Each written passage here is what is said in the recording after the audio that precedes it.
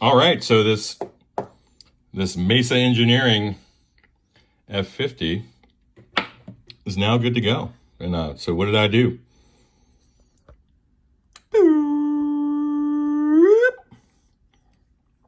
So, I'm sorry, I was just throwing down some lunch. Don't mind me. So, it was a break in the board between this, underneath the board that is. Underneath it goes up there and then goes, whoop, hangs left, heads west, and then connects to this. And then from here, basically it just splits. It just splits the screen voltage. So what I did was replaced those resistors with much higher quality wire wound low mass resistors. Did I say wire or wawa? Who cares? And I ran a jumper.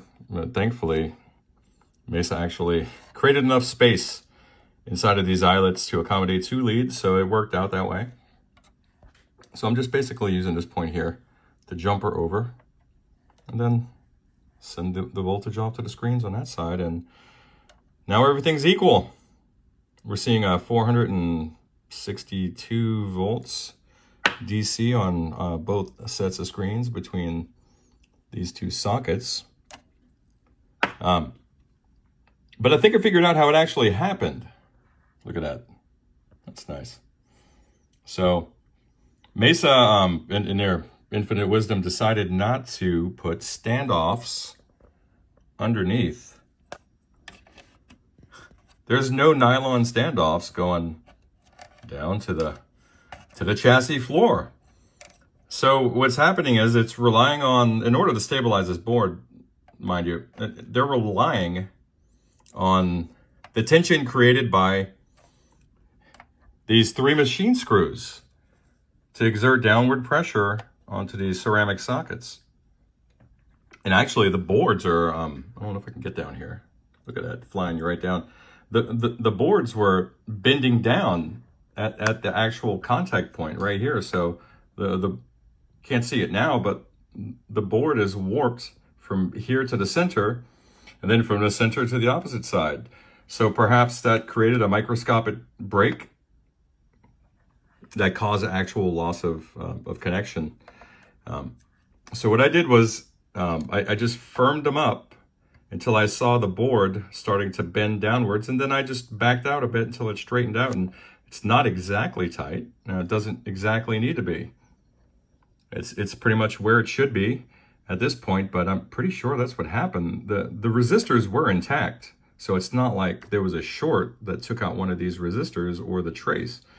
But also, when you're thinking about the board deflecting to the degree that it was, you have to wonder about the other joints and the longevity. What's going to happen to them down the line? Is there going to be another break? It's certainly going to be inconvenient when it does happen, and I bet it's gonna. So the best thing you could do is actually, once you have the appropriate tension on the board, you could literally touch up these joints, and in many cases you'll see the lead move further out of the eyelet, meaning there was actual damaging tension built up, ready to go kinetic. So I touched up all the joints that were on the wrong side of the little pivot here, and did a little other reinforcement, and I think that's gonna take us a long way towards having a reliable F50. But at any rate, that's about it for this one. I'm gonna inspect these. The same thing you always have to look at on these amps is 400 volt coupling caps in a 430 to 50 volt circuit. And I bet once I open these up right here and I can take a peek at this label, that these coupling caps from the phase inverter to the bias supply, essentially going to the grids of these 6L6s, I bet these are 400 volt caps. I could almost bet my life on it.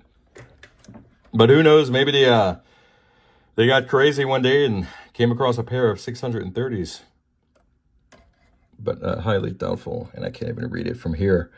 So I'll take a look at that, and then that'll literally be the last thing I do because everything else measured just fine.